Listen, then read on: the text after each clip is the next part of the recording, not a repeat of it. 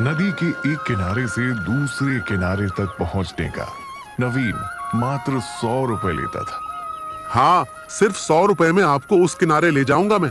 100 रुपए? इतने कम? चलो बढ़िया है। नवीन इसी तरह सारा दिन नदी पार करवा कर अपने गुजारे लायक कुछ रुपए कमा लिया करता था। रोज इतने कम लोग आते हैं कि सिर्फ 500-600 रुपए दिन का ही हो पाता है।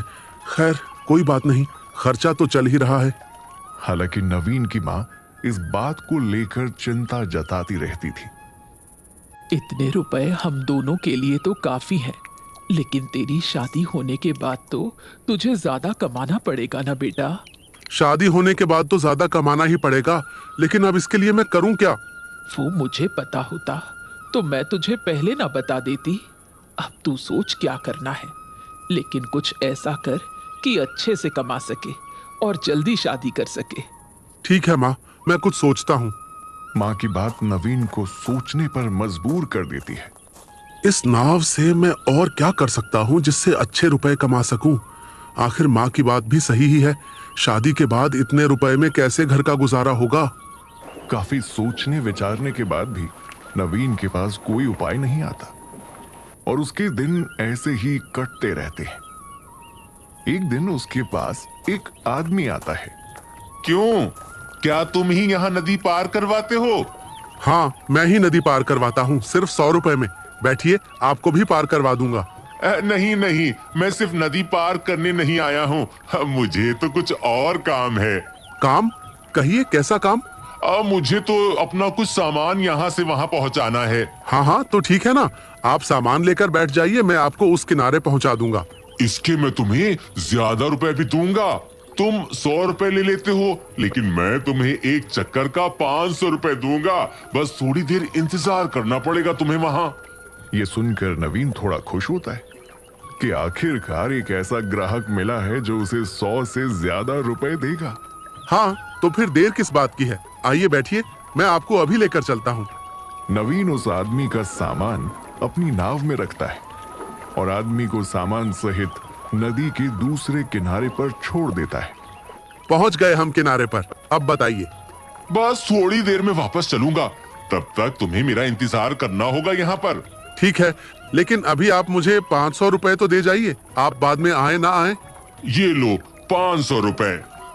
वो आदमी नवीन को 500 रुपए देकर चला जाता है। नवीन बहुत खुश होता है।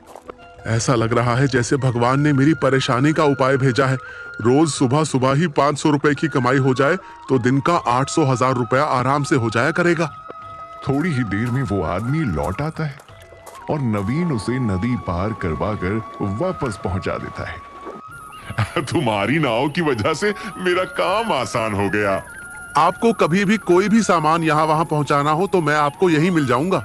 वो तो सब ठीक है, लेकिन तुम सिर्फ 100 रुपए में ये नदी पार करवाते हो, जबकि 100 रुपए तो बहुत कम है। कम से कम भी नहीं तो तुम 400 रुपए तो एक चक्कर के मांग ही सकते हो। लेकिन यहाँ कौन 400 रुपए देगा? क्यों? मैंने तुम्हें आज 500 रुपए नहीं दे क्या? वो बात अलग है कि मैंने तुम्हारे बारे में भी सोचा कि तुम नदी पार करने में इतनी मेहनत करोगे, फिर मेरे लिए थोड़ी देर इंतजार करोगे और वापस मुझे लेकर जाओगे। इन सब में तुम्हें सुबह से दोपहर हो जाएगी, यानी कि तुम्हारे 500 रुपए तो बनते ही हैं। लेकिन हर कोई मेरी तरह नहीं होगा। कुछ लोग 100 रुपए में नदी पार भी कर लेंगे, फिर 100 रुपए में वापस भी आ जाएंगे और तुम इस तरह दिन में 2 से 3 चक्कर ही लगा पाओगे और फिर ये काम मुश्किल भी तो होता है ना। हाँ, आप बात तो सही कह रहे हैं। हर कोई आपकी तरह मुझे ईमानदारी के रुपए नहीं देगा। बस अब बाकी तुम खुद ही समझो, मैं अब चलता हूँ। आदमी के जाते ही नवीन इस बात को लेकर सोचता है। ये सही कह रहे थे, मेरा काम मुश्किल है, वरना ये मुझे 500 रुपए क्यों देते? शायद मैं ही अपने काम को और अपनी मेहनत को समझ नहीं रहा हूँ। अगले दिन से ही नवीन नदी पार कराने के 100 रुपए से बढ़ाकर 200 रुपए कर देता है और अब आने वाला ग्राहक उससे कहता है, हम पता करके आए हैं, सबने कहा है कि नदी सिर्फ एक ही इंसान पार करवाता है और वो बहुत कम दाम लेता है, सिर्फ 100 रुपए। हाँ जी, पहले मैं 100 रुपए ही लेता था, लेकिन अब 100 रुपए से काम नहीं चलता, अब मैं 200 रुपए लेता हूँ। ठीक है भाई, अब यहाँ से लौट थोड़ी ना जाएंगे, तुम 200 रुपए ले लेना। इसी के साथ नवीन की रोज की कमाई बढ़ जाती है। पहले जहां वो दिन का 500 से 600 रुपए कमाता था, वहीं अब दिन का कम से कम 1000 रुपए कमा लिया करता था। नवीन ये बात अपनी माँ को बताता है। अब चिंता मत करो माँ, अब रुपए अच्छे आने लगे हैं, मैंने दाम बढ़ा दिए हैं। वैसे भी 100 रुपए बहुत कम थे। वो सब तो ठीक है, लेकिन दूसरों की जरूरत का भी ध्यान रखना। कभी कभी किसी के पास कम रुपए हो तो भी उसे नदी पार करा देना। माँ आप भी, अभी तो मैंने कुछ कमाना शुरू किया और अभी से तुमने मुझे सुनाना शुरू कर दिया। मेरा मतलब वो नहीं, मैं तो बस ये चाहती हूँ कि तू कमाई के साथ साथ अच्छे इंसान की तरह भी सोचे, सिर्फ लालच तेरे मन में ना आए। ठीक है माँ। नवीन का जीवन अब इसी तरह चलता रहता है। एक दिन फिर वो ही आदमी नवीन के पास आता है। और भाई कैसा चल रहा है सब कुछ? रुपया बढ़ा दिया तुमने कि नहीं बढ़ाए? अरे आपने इतनी अच्छी बात समझाई मुझे और मैं फिर भी उसे नहीं मानूंगा। मैंने तो रुपए बढ़ाकर 200 कर दिए हैं। ठीक है, तुमने कुछ रुपए तो बढ़ाए, चलो अब मुझे नदी पार करवा दो।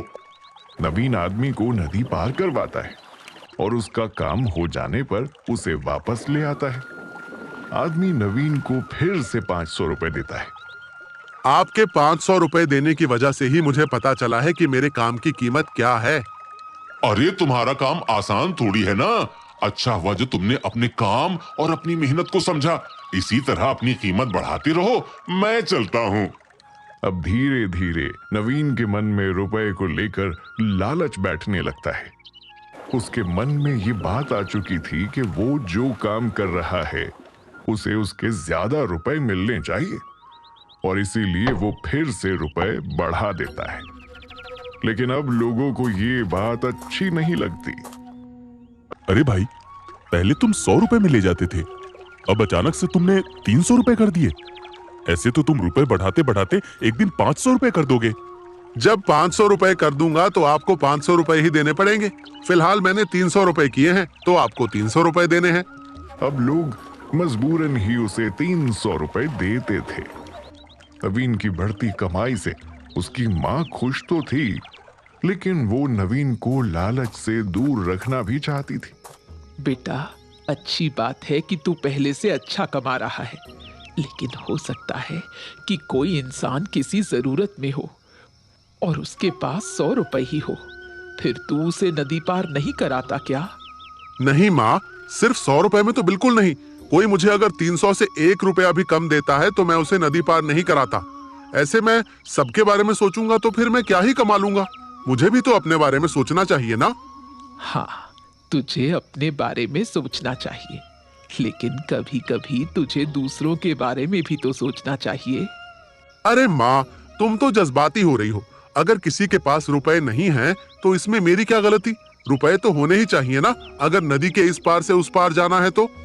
लेकिन 100 रुपए तो देता है ना इंसान तुझे। रहने दो माँ, तुम नहीं समझोगी। माँ की बात अब नवीन की समझ में नहीं आती है। रुपए का लालच उसके मन में इस कदर हावी हो चुका होता है कि उसे सिर्फ रुपए ही नजर आते थे। एक शाम जब वो घर को लौट रहा होता है, उसे रास्ते में एक बुजुर्ग मिल जाते हैं। बेटा, मुझे नदी के उस पार जाना है, तू मुझे नदी के उस पार छोड़ाओ। छोड़ तो आऊंगा मैं, लेकिन शाम हो गई है तो ज्यादा रुपए लगेंगे। बेटा, मेरे पास ज्यादा रुपए तो नहीं है, सिर्फ ये 200 रुपए पड़े हैं। तू मुझे नदी पार करवा दो ना बेटा। हाँ, सिर्फ 200 रुपए?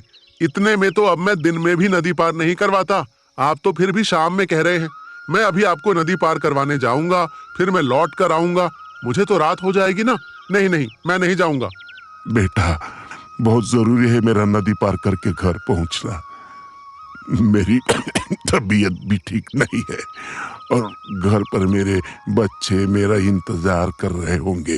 हाँ, तुम मुझे छोड़ दो ना। मैं कल परसों जब भी तुमसे मिलूंगा तब तुम्हें तुम्हारे रुपए दे दूंगा। नहीं नहीं, मैं ऐसे ही आप पर भरोसा थोड़ी ना कर सकता हूँ। कल को आप आए ना आए।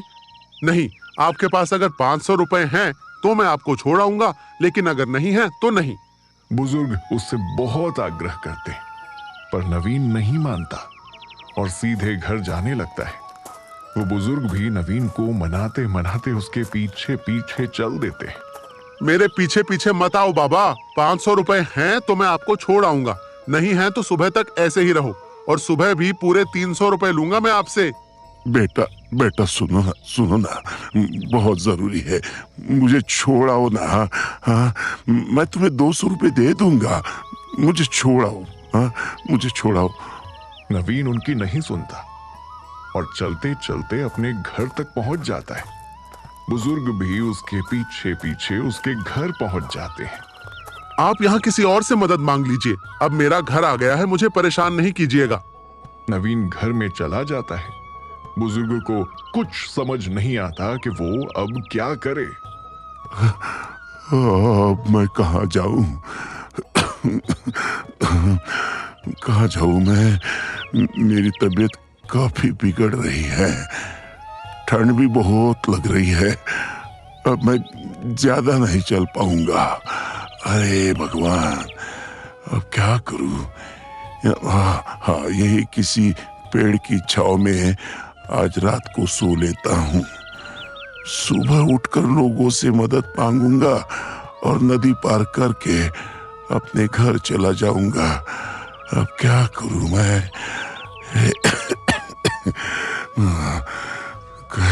एक पेड़ के नीचे पेड़ के नीचे सो जाता हूँ। हाँ।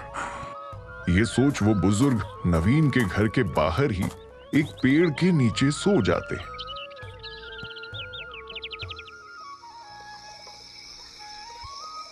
अगली सुबह नवीन की मां सुबह उठकर जब बाहर आती है तब वो चौंक जाती है। ये कौन है जो हमारे घर के बाहर ही सो रहा है?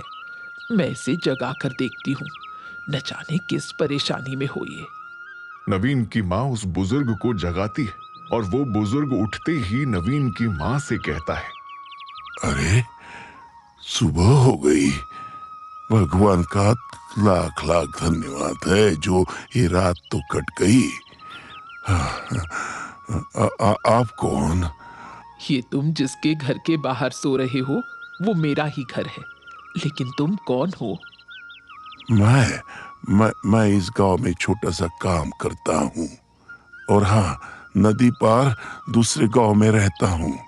कल काम करते करते मुझे देर हो गई थी और तबीयत भी कुछ खराब हो गई थी।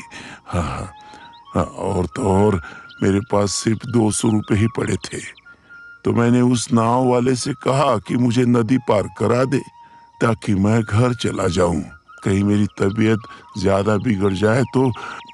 लेकिन नहीं, उसने मुझसे 500 रुपए मांगे और बोला कि मैं इससे कम रुपए में तुम्हें नदी पार नहीं कराऊंगा। मैं उसके पीछे यहाँ तक आ गया और वो इस घर में चला गया, तो मैं भी यही सो गया रात को। क्या करता नहीं? हाँ, सोचा कि अगली सुबह कुछ लोगों से मदद मांग लूंगा और गांव वाले से कुछ रुपए लेकर नदी पार कर लूंगा। ये सब सुनकर नवीन की मां को बहुत बुरा लगता है। वो तुरंत ही नवीन को बाहर बुलाती है। नवीन आते ही उनसे कहता है, क्या हुआ माँ, आज तुमने मुझे जल्दी उठा दिया? हाँ बेटा, इससे पहले कि और देर हो जाए मैंने सोचा तुझे उठा ही दिया जाए। क्या हुआ? और ये आदमी यहाँ क्या कर रहा है? तुझे पता है इनकी तबीयत खराब थी, लेकिन फिर भी तूने इन्हें नदी पार नहीं कराई। इनके घर वाले इनका इंतजार करते करते परेशान हो रहे होंगे। हाँ माँ, बात तो ठीक है, लेकिन इनके पास रुपए ही नहीं थे। सिर्फ 200 रुपए दे रहे थे ये मुझे, जबकि 200 रुपए तो मैं लेता ही नहीं हूँ। बेटा, कल को अगर मैं कहीं बेहोश हो गई तो तुझे क्या लगता है वहाँ के लोग मेरी मदद करेंगे? करेंगे, क्यों नहीं करेंगे? अरे उनको मैं रुपए दे दूंगा। और तेरे पास रुपए कम पड़ गए फिर? तो मैं लोगों से कहूंगा कि मेरी मदद करें। तुमसे बढ़कर मेरे लिए कुछ भी नहीं है माँ। हो सकता है इस आदमी के परिवार के लिए ये भी वही जगह रखते हो, लेकिन अपने लालच में तूने इन्हें नदी पार नहीं करवाई। ये सारी रात यहाँ फंस गए और अपने परिवार के पास नहीं जा सके। ये तो बहुत गलत किया बेटा तूने। माँ की बात नवीन के मन में घर कर जाती है। उसे अब समझ आता है कि उससे कितनी बड़ी गलती हो गई है। बहुत बड़ी गलती हो गई है मुझसे माँ, बहुत बड़ी गलती। मैं अब ऐसी गलती कभी नहीं करूंगा और मैं इन्हें अभी नदी पार करवाकर इन्हें इनके घर छोड़कर आऊंगा और 1 रुपया भी नहीं लूंगा। अरे नहीं नहीं बेटा, मैं तुम्हें 200 रुपए दे दूंगा। हाँ, 200 रुपए दूंगा ना। हाँ। ऐसा मत कहिए, माना मेरे बेटे से गलती हुई है, मगर अब वो अपनी गलती सुधार रहा है। आपको उसे कुछ देने की जरूरत नहीं है, वो आपको घर छोड़ाएगा। हाँ, अब आप चलिए मेरे साथ। नवीन उन बुजुर्ग को नदी पार करवाकर उनके घर छोड़ देता है और उस दिन से नदी पार कराने के रुपए भी कम कर देता है।